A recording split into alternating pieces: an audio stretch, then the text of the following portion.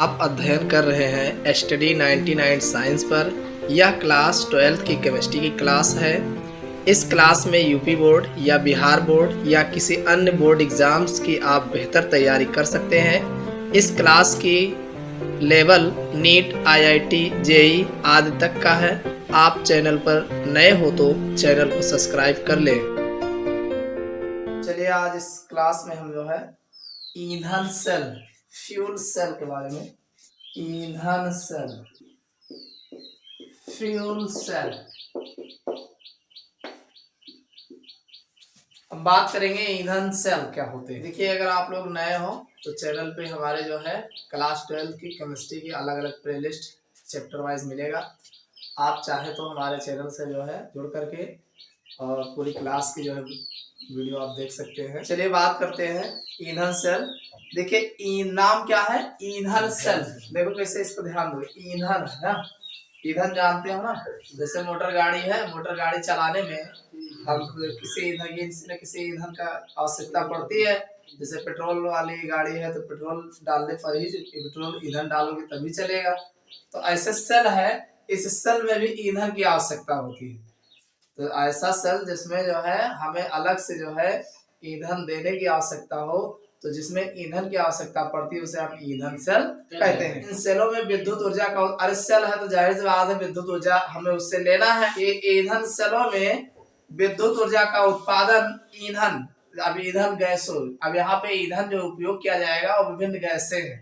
अब गैसें कौन कौन सी हो सकते हैं, जैसे H2 हो गया, CO हो गया, या जो है CH4 हो गया। तो ऐसे जो है ये सब ईंधन है, इन सब ईंधनों का उपयोग किया जाता है। अगर ऐसे ही हम अगर कोई रासायनिक अपक्रिया कराएं और रासायनिक अपक्रिया से विद्युत ऊर्जा में उत्पादन करते हैं तो प्राप्त उष्मा देखो उसमें बनाते कैसे। देखो ईंधन को जलाओगे, जैसे आप जानते हैं भाप द्वारा जो है बिजली बनाई जाती है, तो इसके लिए आप ईंधन जलाओगे, ईंधन जला करके टरबाइन पर घुमाओगे, अरे कोई ईंधन जलाओगे, पानी को खौलाओगे और खौला करके उस पानी के वाष्प को, जैसे पानी की वाष्प को जो है टरबाइन पर डालोगे और टरबाइन घूमेगा, तब आपका डायनमो घूमेगा। तो डायनमो जब घूमेगा तो आपकी बिजली बनेगी। और इस प्रकार से बिजली बनाने में लगभग आपका 40% दक्षता जो है लगता है। इस प्रकार से जो विद्युत बनाया जाता है, इसके उत्पादन की दक्षता जो होती है 40% होती है। 40% समझते हो, आपका 60% लॉस हो जाता है, 40% ही प्राप्त होता है। समझ में आ गई नहीं? तो ऐसे में, और लेकिन अगर ईंधन सेल की हम बात करें, ईंधन सेल में जो है इसमें ऑक्सीजन और हाइड्रोजन जो है ईंधन प्रयोग किए जाते हैं और इसके द्वारा जो है जो हम विद्युत बनाते हैं, तो इसमें लगभग जो है 70 से 75% दक्षता का लगभग बनता है। यानी हमारा जो है लॉस जो है कम होता है, ज्यादा से ज्यादा जो है फायदा होता है। समझ में आ गए? तो ये ईंधन सेल है, इसके बारे में और लिख लो। ईंधन सेलों में विद्युत ऊर्जा का उत्पादन ईंधन गैसों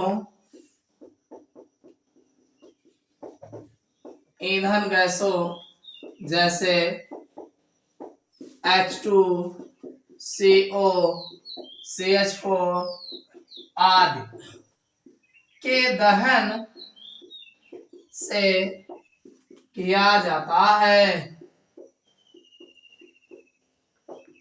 यानी जब हम ईंधन सेलों में विद्युत ऊर्जा का उत्पादन करते हैं तो इसमें विभिन्न गैसों के दहन से जो है ऊर्जा प्राप्त होती है। अब अगर देखा जाए तो रासायनिक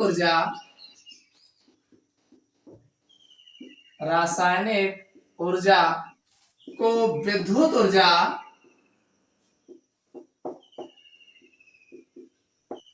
में परिवर्तित करने की विधि में ईंधन के दहन से प्राप्त ऊष्मा से भाप बनाई जाती है। जिसकी सहायता से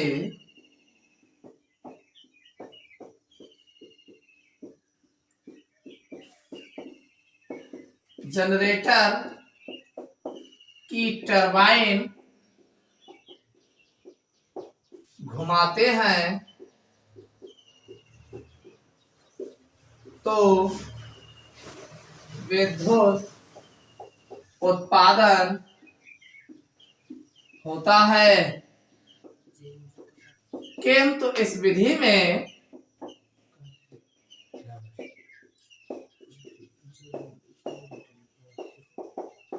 विद्युत उत्पादन की दक्षता लगभग 40% होती है। कि भाई ईंधन सेलों में विद्युत ऊर्जा का उत्पादन ईंधन गैसों H2CO और CH4 आदि के दहन से जो है किया जाता है ईंधन सेल में। अब ऐसे अगर बात करें विद्युत ऊर्जा बनाने में, तो ऐसे रासायनिक ऊर्जा को विद्युत ऊर्जा में परिवर्तित करने की विधि में ईंधन के दहन से प्राप्त ऊष्मा से भाप बनाई जाती है और जिसकी सहायता से जनरेटर की टरबाइन घुमाते हैं तो उत्पादन होता है। किंतु इस विधि में विद्युत उत्पादन की दक्षता लगभग 40% होती है। अब अगर जैसे ईंधन सेल की बात करें, देखिए ईंधन सेल विभिन्न प्रकार की होती है, किंतु सबसे अधिक प्रयुक्त ईंधन सेल H2O2 ईंधन सेल है। भाई ईंधन सेल तो बहुत प्रकार की होती है, लेकिन अगर देखा जाए तो सबसे ज्यादा जो प्रयोग में होता है H2O और O2 ईंधन सेल है। ईंधन सेल की संरचना इस प्रकार बनाई जाती है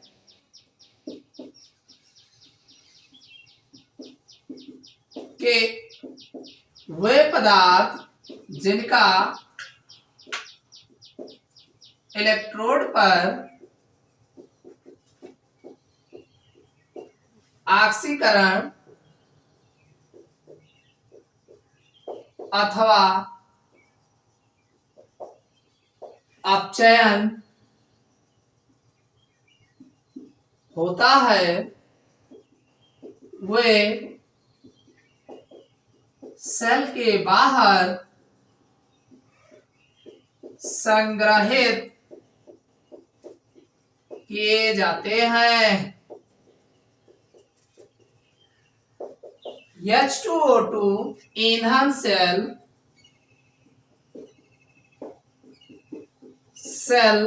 जिसमें H2 का दहन H2O में होता है का प्रयोग अपोलो अंतरिक्ष कार्यक्रम में विद्युत उत्पादन के लिए किया गया था। अभिक्रिया में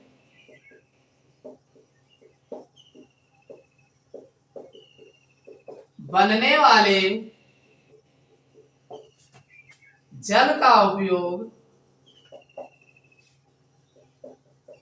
भी अंतरिक्ष यात्रियों द्वारा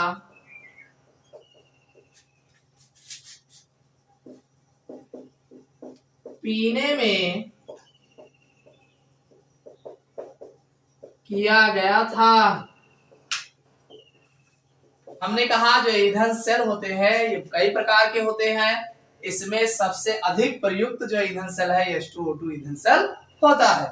इस ईंधन सेल की संरचना इस प्रकार से बनाई जाती है कि वे पदार्थ जिनका इलेक्ट्रोड पर ऑक्सीकरण तथा अपचयन होता है वे सेल के बाहर जो है संग्रहित मतलब स्टोर किए जाते हैं। आगे क्या है H2O2 ईंधन सेल जो है इस सेल का H2 का दहन जो होता है H2O में होता है। अरे ये हाइड्रोजन गैस जो होती है उसका दहन जब होता है तो H2O में होता है। और इसका प्रयोग जो है इसका ईंधन सेल का H2O2 ईंधन सेल का प्रयोग जो है अपोलो अंतरिक्ष यान के कार्यक्रम में सबसे पहले किया गया था। और इसमें क्या हुआ था कि इस अभिक्रिया में जो जल बनता है ईंधन सेल है एक तो ऊर्जा इनसे मिली और दूसरा जो अपशिष्ट जल के रूप में अजल बना था उस जल का उपयोग जो है अंतरिक्ष यात्री उसको पीने में उपयोग किए थे। अरे एक तो जो है इलेक्ट्रिसिटी लेते रहे और दूसरा जो है जो जल बन रहा था उसको पीने में उपयोग कर रहे थे। तो एक पंथ दुई काज हो रहा है इनके। ठीक, अब ये ईंधन सेल बना कैसे होता है इसके बारे में लिख लो।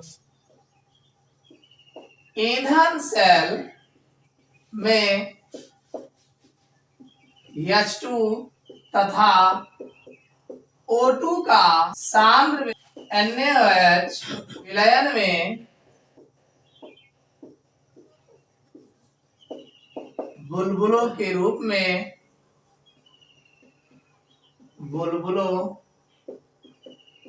रूप में प्रवाहित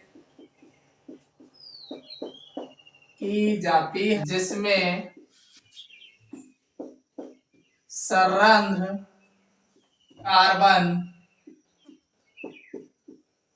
इलेक्ट्रोड लगा होता है।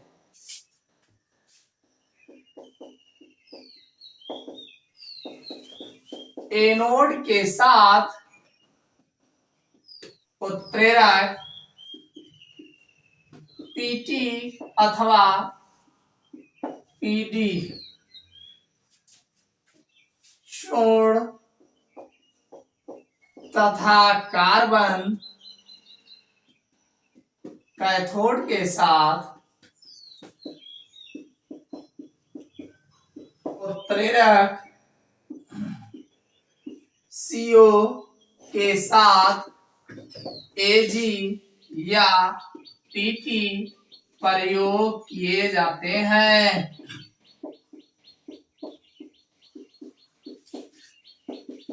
हमने कहा कि ईंधन सेल में H2 तथा H2O2 के साथ साथ इसका सांद्र विलयन NaOH विलयन में बुलबुलों के रूप में प्रवाहित की जाती है। यानी NaOH का विलयन होता है जिसमें H2 और O2 का जो है सांद्र जो है विलयन जो है इस NaOH के सांद्र विलयन में H2 और O2 गैस प्रवाहित की जाती है। आगे जो है जिसमें संरंध्र कार्बन इसमें होता क्या है कि संरंध्र कार्बन इलेक्ट्रोड लगा होता है और एनोड के साथ उत्प्रेरक जो रखा होता है Pt अथवा Pd का चूड़ होता है।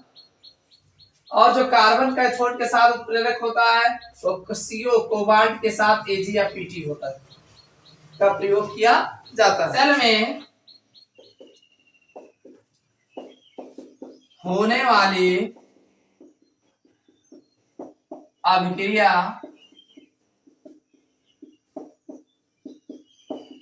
इस प्रकार से है। कैसे होती है?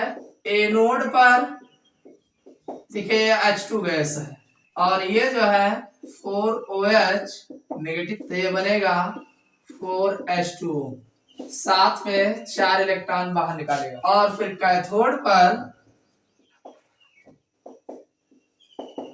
O2 plus 2H2O plus 4 electron और ये बनेगा 4OH नेगेटिव चार्ज। अगर हम दोनों सेल को जोड़ते हैं 2H2 plus O2 gives out 2H2O। ये ईंधन सेल में जो है ये इस प्रकार से अभिक्रिया होती है। भाई ये एनोड पर हाइड्रोजन गैस होगी, ये गैस है और ये 4OH नेगेटिव चार्ज भाई NaOH विलयन में पड़ा है तो Na प्लस चार्ज जो है नेगेटिव चार्ज होगा ये। तो ये जो OH होगा ये H2 के साथ संयोग करके H2O बना लेगा, 4 इलेक्ट्रॉन निकालेगा और जब 4 इलेक्ट्रॉन निकलेगा तो ऑक्सीजन गैस जो उसमें वाटर भी होगा और 4 इलेक्ट्रॉन ले लेगा तो 4OH नेगेटिव चार्ज बना लेगा। तो ये 4OH फिर हाइड्रोजन गैस को ऑब्जर्व करेगा। एक बार जो है भाई NaOH विलयन में डूबा रहेगा तो NaOH OH का कार्य कर देगा, बार बार OH उसी में बनता रहेगा, बार बार लगता रहेगा और NaOH वैसे भरा रह जाएगा। वो थोड़ी यूज होगा। वो एक बार केवल उत्प्रेरक रूप में कार्य किया, बाकी जो है काम तो इसी में बनेगा ना। इसी में जो है H2O बनेगा, इसी में OH बनेगा और जितना एक्स्ट्रा H2O बनता रहेगा उतना जो है बाहर गिरता रहेगा, टपकता रहेगा, नीचे भरा रहेगा। उसका उपयोग जो पीने में कर लेते हैं, अवशेष के रूप में जब बचा रहेगा और कोई इसमें व्यर्थ पदार्थ नहीं बचता। और सुनिए, जब तक इसमें हाइड्रोजन और ऑक्सीजन आप देते रहोगे तब तक आपका जो है काम करता रहेगा। जब ईंधन देना बंद कर दोगे हाइड्रोजन ऑक्सीजन, बस काम करना बंद कर देगा। समझ में आ गया? ये H2O2 ईंधन सेल का डायग्राम है।